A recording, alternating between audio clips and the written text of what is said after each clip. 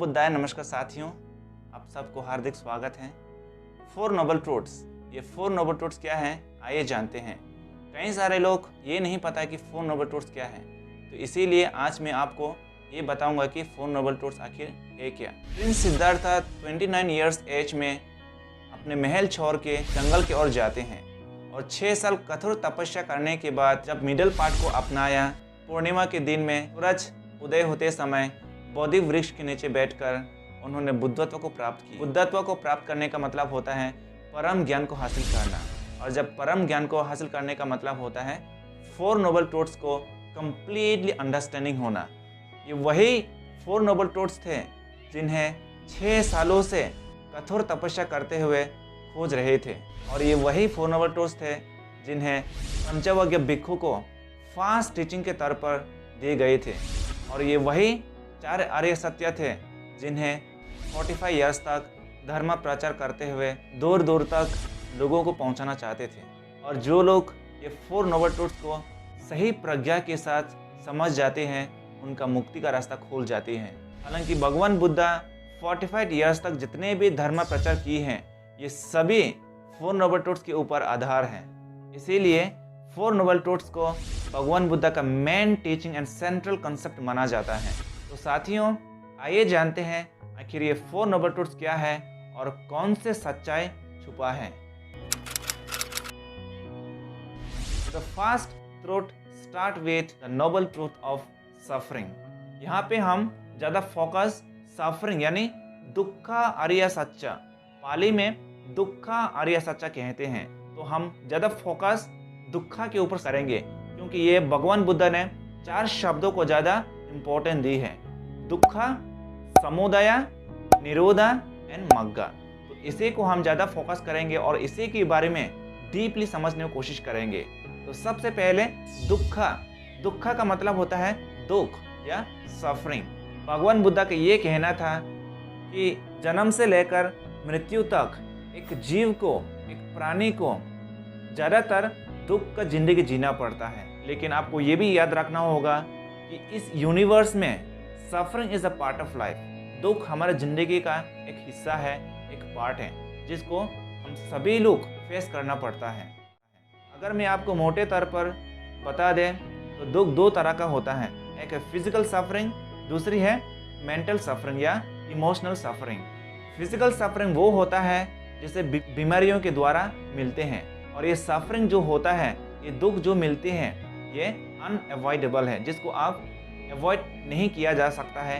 इस संसार में जितने भी लोग हैं, जितने भी प्राणी हैं, सभी लोग बीमारी का शिकार हैं। तो इसीलिए इस अनअवॉइडेबल सफरिंग कहा जाता है, क्योंकि आप और हम सभी लोग, ये चाहो या ना चाहो, अब उनको इनवाइट करो या ना करो, हमारा शरीर पे आते रहेंगे और आप उसको कोई रुका नहीं सकते। लेकिन जो मेंटल सफरिंग यानी जो इमोशनल सफरिंग, ये अवॉइडेबल है, क्योंकि माइंड का जो फंक्शनैलिटी है, ये आपके ऊपर डिपेंड होता है कि कौन से सोच लानी है, बुरा सोच लानी है या अच्छी सोच लानी है, ये आपके ऊपर डिपेंड होता है। Now let's get into a little bit deeper to understand what actually the suffering is according to Buddhist concept. भगवान बुद्ध के अनुसार 3 तरह का दुख होता है। एक है ऑर्डिनरी दुखा। ये वही दुखा है जिन्हें हम सब अपने आंखों से देख सकते हैं और अपने जीवन में एक्सपीरियंस कर सकते हैं। जैसे बुद्ध ने कहता है कि जाति पे दुखा यानी जन्म लेना दुख है। जन्म लेना इसीलिए दुख है क्योंकि जैसे आप एक बार जन्म ले लेते हैं, जन्म से लेकर मरण तक बीमारी होना पड़ेगा, कई सारे दुख उनको भुगतना पड़ेगा, बहुत सारे दुख मिलते रहेंगे उनको। तो इसलिए भगवान का ये कहना था कि जन्म लेना दुख है, क्योंकि जैसे जन्म लेते हैं उनको बीमारी होना पड़ता है। और इसीलिए सेकंड वाला वही कहता है कि व्याधि भी दुखा। जैसे आप जन्म लेंगे तो जन्म से लेकर मरण तक आपको बहुत सारे लाखों बार बीमार होना पड़ेगा। जैसे हमने कहा है कि ये बीमारी अनअवॉइडेबल सफरिंग है। तो अगर आप बीमारी से मुक्ति होना चाहते हैं, बीमारी से छुटकारा पाना चाहते हैं, तो सबसे पहले इस संसार में जन्म लेना बंद करो और इस संसार से किस तरह से छुटकारा पाना है वो रास्ता ढूंढो। तीसरे नंबर भगवान बुद्ध ने कहता है कि जरा पे दुख, वृद्ध होना दुख है, यानी बुढ़ापा हो जाना दुख है। देखिए, हम सब जीना चाहते हैं, लंबा आयु जीना चाहते हैं, लंबा आयु के साथ साथ यंग होकर के हम जीना चाहते हैं, लेकिन ऐसा तो कभी नहीं हो सकता है। जैसे एक व्यक्ति बूढ़ा हो जाने से उनका दांत टूट जाते हैं, जो करना चाहते हैं वो नहीं कर सकते हैं, और जैसे वो बूढ़ा या बूढ़े हो जाते हैं तो उनका शरीर कमजोर होता चला जाएगा। तो इस तरह का नाना प्रकार का दुख भुगतने को मिलते हैं। तो इसीलिए भगवान बुद्ध ने सीधे से कहा है कि जन्म लेना दुख है, जाति भी दुख है, बीमारी होना दुख है, व्याधि भी दुख है, बूढ़ापा होना दुख है, जरा भी दुख है। फिर आता है मरणम पे दुख है। ये तो और भी इंटरेस्टिंग टॉपिक है, क्योंकि सभी लोग लंबा आयु जीना चाहते हैं, लाइफ में एंजॉय करना चाहते हैं, लेकिन कोई मरना नहीं चाहते हैं। कौन मरना चाहते हैं? कोई दुनिया को छोड़ के जाना नहीं चाहते हैं, इस बॉडी को छोड़ना नहीं चाहते हैं कोई भी। सभी लोग इस बॉडी के ऊपर ज़्यादा अटैचमेंट होता है, इस बॉडी के ऊपर ज़्यादा तृष्णा रहते हैं। आप चाहो या ना चाहो, लेकिन आपको एक दिन ये मरण को फेस करना पड़ेगा। मरण हमारे जीवन में आने वाले हैं, इसलिए भगवान बुद्ध ये कहता है कि मरणम पे दुख का, इस बॉडी को छोड़ना एक प्रकार का दुख है। फिर आता है आपकी यही संपयोग दुख हो। आपको ध्यान से सुनना पड़ेगा, क्योंकि हर पाली का शब्द बहुत ही मीनिंगफुल होता है। आपकी यही संपयोग दुख हो। आपकी यही यानी जिसको आप ना पसंद करते हो, जिस अच्छा नहीं लगता है या प्यार नहीं करते हो। संपयोग यानी संपर्क में आना। जिनको आप पसंद नहीं करते हो या जिनको अच्छा नहीं लगता हो, उनसे संपर्क में आना, उनसे बात करना या उनके साथ रहना भी एक प्रकार का दुख है। फिर उसके बाद पिए ही विपयोग दुख हो। पिए ही का मतलब होता है जिसको आप पसंद करते हो। विपयोग दुख हो, अलग हो जाना।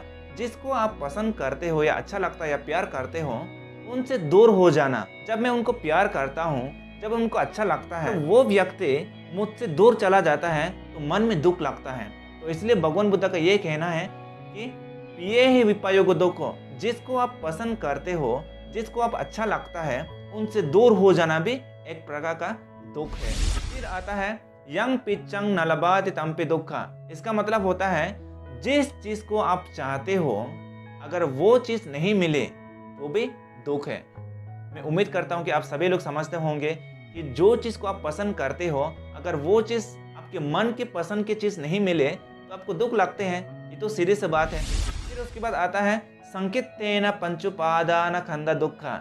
इसका मतलब होता है संकित्तेन। संकित्तेन का मतलब होता है संक्षिप्त में, इन शॉर्ट, पंचोपादान खंदा दुखा। पंचोपादान, पंचो यानी पंच, उपादान यानी क्लिंगिंग, किसी चीज के ऊपर टू मच अकर पकड़ के रहना, टू मच क्रेविंग होना, टू मच अटैचमेंट होना, किसी चीज के ऊपर ज्यादा लालच होके रहना।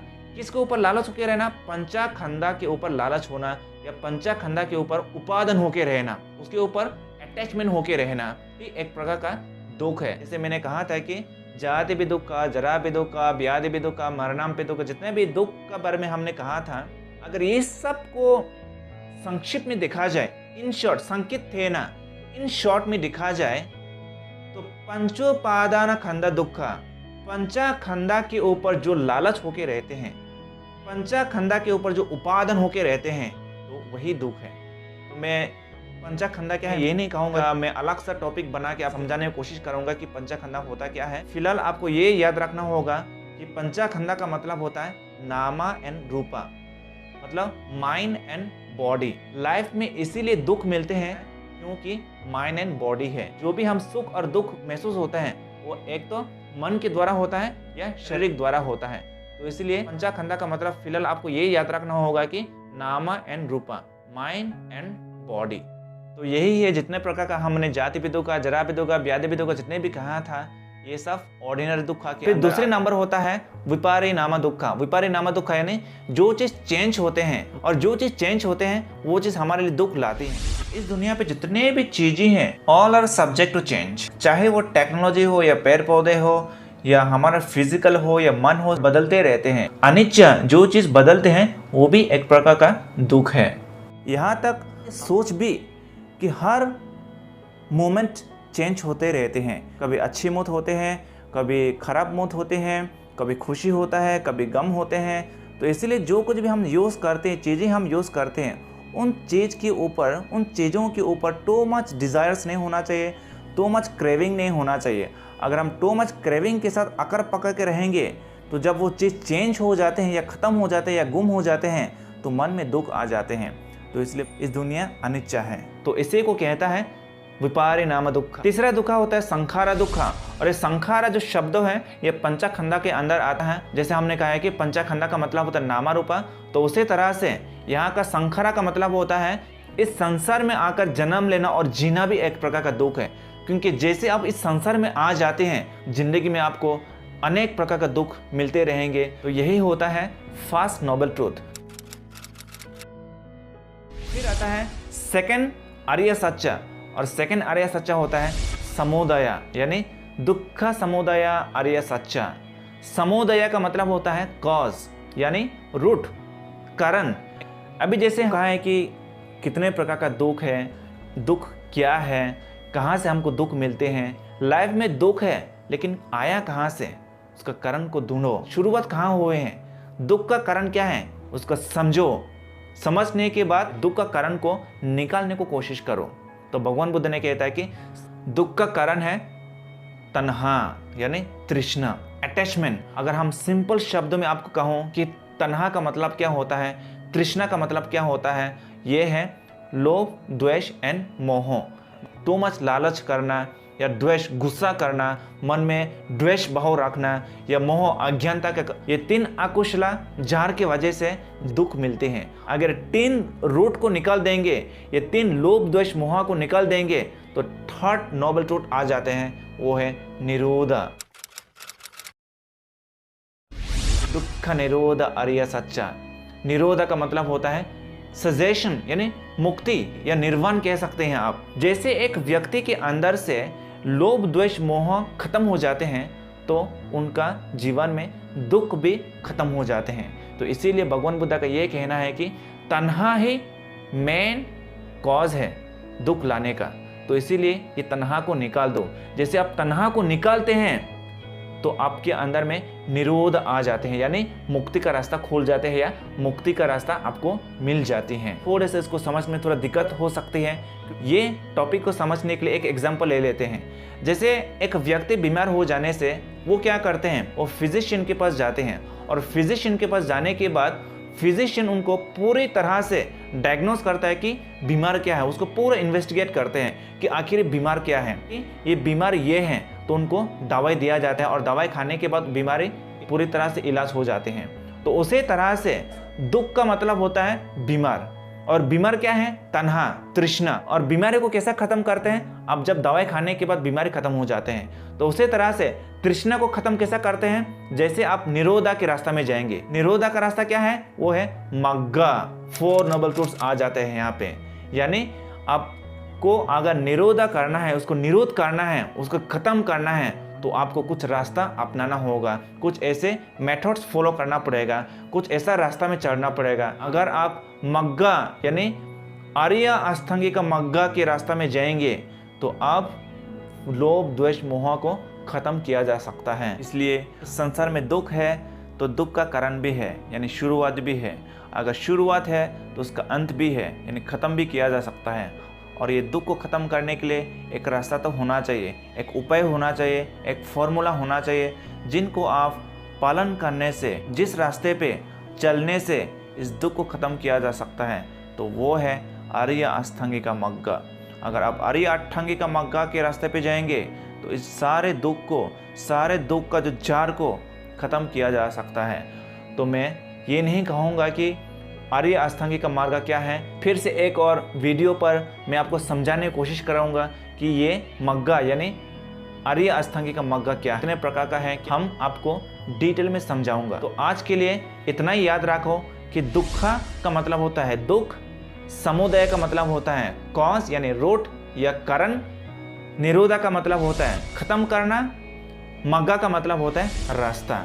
जैसे आपकी जिंदगी में दुख है तो दुख है कहने से नहीं होता है, दुख का कारण को ढूंढो। दुख को खत्म करने के लिए दुख आया कहाँ से, उसका जार को ढूंढना पड़ता है। जैसे एक बार आपको जार को पता होता है कि तृष्णा ही मेरा दुख का कारण है, तो तृष्णा को निरोध करो, खत्म करो। और खत्म करने के लिए आपको मग्गा रास्ता में चलना पड़ेगा, और वो रास्ता है आर्य अष्टांगिक मग्गा। आर्य अष्टांगिक मग्गा के अनुसार आप जाएंगे तो आप दुख को खत्म किया जा सकता है और आपकी मुक्ति का रास्ता खुल जाती हैं। तो इसलिए भगवान बुद्ध ने बोधि ट्री के नीचे यही चीज़ तो किया, मिडिल पार्ट यानी आर्य अष्टांगिक मार्ग में चलना शुरू कर दी। जैसे वो 8 नोबल पार्ट के रास्ता में चलना शुरू कर दिए, उन्होंने बुद्धत्व को प्राप्त की, परम ज्ञान को हासिल की।